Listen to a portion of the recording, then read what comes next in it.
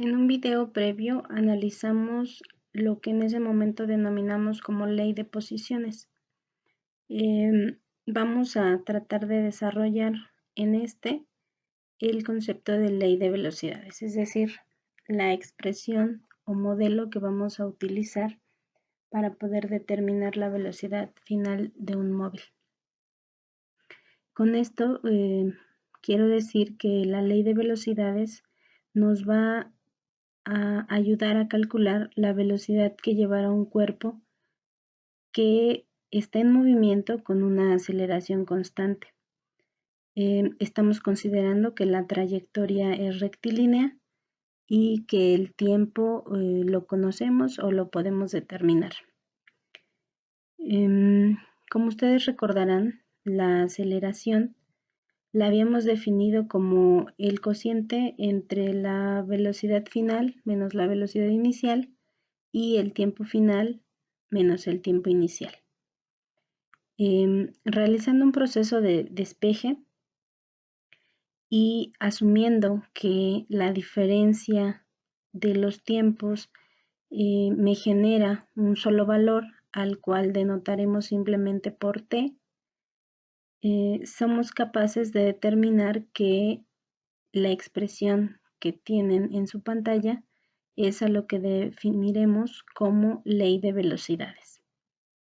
Cabe mencionar que el proceso para determinar esta ley de velocidades no es complejo, simplemente que lo estamos omitiendo para enfocarnos simplemente en la expresión final y la que vamos a identificar como ley de velocidades. Dentro de esta expresión aparecen algunos términos que, aunque parecen evidentes, voy a tratar de describir y son los siguientes. La v con el subíndice f va a representar la velocidad final del objeto. De manera similar, velocidad inicial va a estar representada con la v con el subíndice i. En este caso, la a representa la aceleración y la t el tiempo. Debemos tomar en cuenta que las unidades para ambos casos de la velocidad vamos a considerarlas como unidades del sistema internacional, es decir, la velocidad la vamos a medir en metros por segundo, a menos que se indique algo diferente. La aceleración, como ya habíamos visto, viene por unidades los metros sobre segundo al cuadrado. Y el tiempo lo vamos a considerar nuevamente medido en segundos.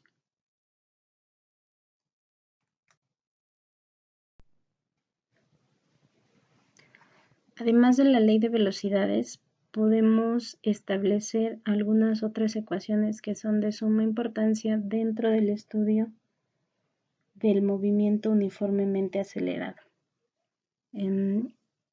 Decidí incluir estas tres y voy a explicar a grandes rasgos en qué consisten, qué datos son los que debemos tener y cuáles son las unidades que vamos a emplear. Bien, para la primera ecuación debemos decir que esta nos va a permitir determinar el desplazamiento de un objeto.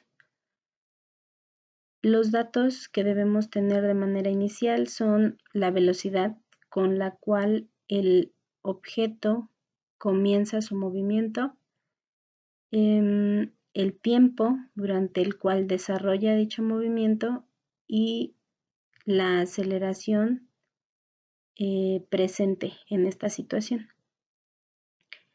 Recordemos que cuando dos expresiones aparecen juntas, por ejemplo, la velocidad inicial y el tiempo, implica que debemos realizar una multiplicación. Además, la velocidad inicial la estaremos midiendo en metros por segundo, el tiempo en segundos y la aceleración en metros sobre segundo al cuadrado. De este modo, cuando nosotros apliquemos esta fórmula, vamos a obtener un desplazamiento y las unidades que obtendremos van a ser los metros. Para el caso de la segunda ecuación que tenemos en la pantalla, vamos a decir que esta nos va a permitir saber la velocidad final de un objeto. Los datos que vamos a considerar para poder determinar este valor van a ser los siguientes. Debemos conocer la velocidad inicial, la aceleración con la que se movió el objeto y la distancia total que recorre. En este caso, es importante mencionar que la expresión que aparece dentro de la raíz cuadrada debe originarnos un valor positivo para poder aplicar esta operación. Entonces, la velocidad inicial, cuando la elevamos al cuadrado, nos va a arrojar un número positivo. Sumado con el producto de 2 veces la aceleración por la distancia, debe dar como resultado nuevamente una cantidad positiva a la cual le vamos a extraer la raíz cuadrada y esto nos va a permitir determinar la velocidad final de un objeto.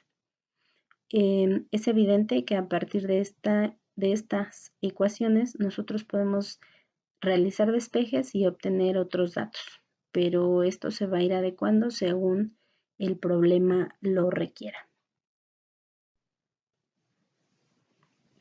Finalmente, tenemos otra expresión que nos va a permitir calcular la distancia que recorre un objeto en cierto tiempo, que en este caso vamos a denotar con la letra T.